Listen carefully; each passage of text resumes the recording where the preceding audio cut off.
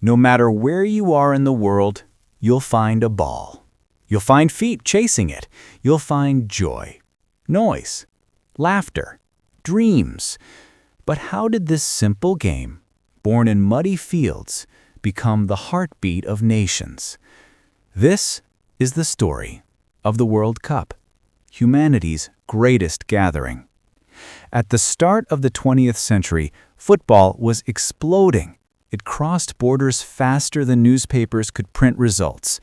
But the world's best players were invisible on the biggest stage, the Olympics. Olympic football was restricted to amateurs. That meant that the greatest talents, the professionals, were locked out.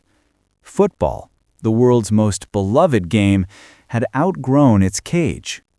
So in 1904, when FIFA was formed, they carried a radical dream.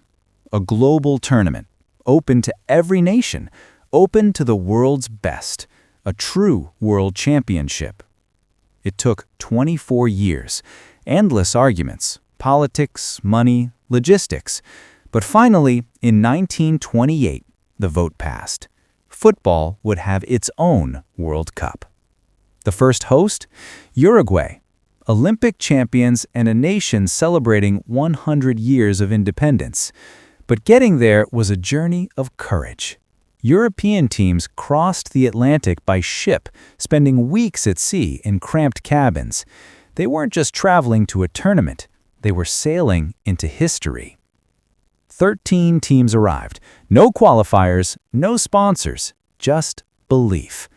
The final saw Uruguay defeat Argentina 4-2, and the world saw something new, a celebration that crossed borders, languages, and oceans.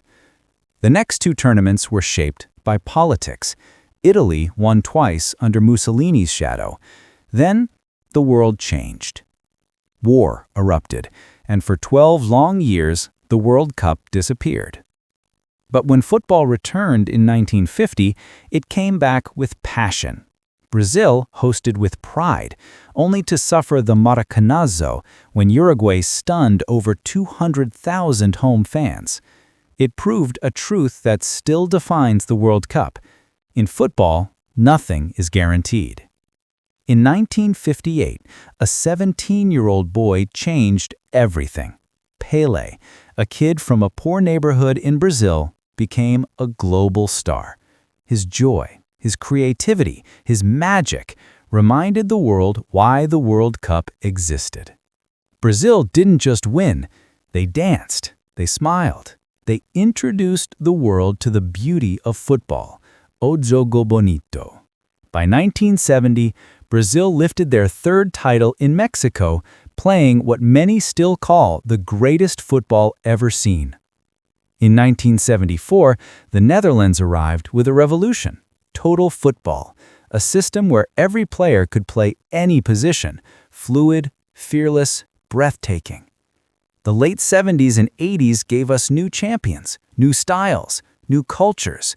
But then came 1986, and one man who lifted a nation on his shoulders. Diego Armando Maradona scored the hand of God, then the goal of the century. Not just goals, symbols. He played with fire, genius, and courage. Argentina became world champions, and Maradona became immortal. In 1994, the World Cup came to the United States, a country where football wasn't king. Yet it filled stadiums, broke attendance records, and proved that the world's game belonged everywhere. In 1998, France embraced its multicultural identity and won its first title. A team of immigrants, children of Africa, the Caribbean, Europe, showed what a nation could look like when united.